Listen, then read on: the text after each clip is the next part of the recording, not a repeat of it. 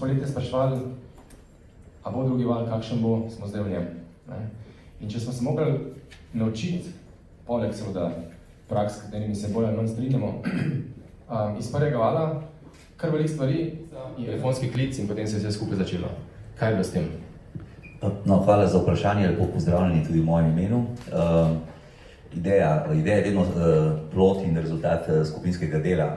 Res pa je, da je v tistem času bilo veliko klicov, veliko informacij, da se majhni gospodarske družbe, predelovalci živil nahajajo v težavah.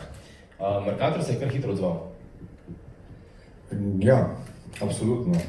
Mercator se je hitro odzval in lahko rečem, da v bistvu v času COVID-a in te korona krize, ki jo vsi živimo, enostavno je bilo še bolj jasno, koliko je pomembno to partnerstvo, koliko je pomembno partnerstvo za našimi majhnimi dobavitelji in našimi večjimi domači in regionalnimi dobavitelji. Imamo eno najlepših rek v Evropi, če ne celo na svetu.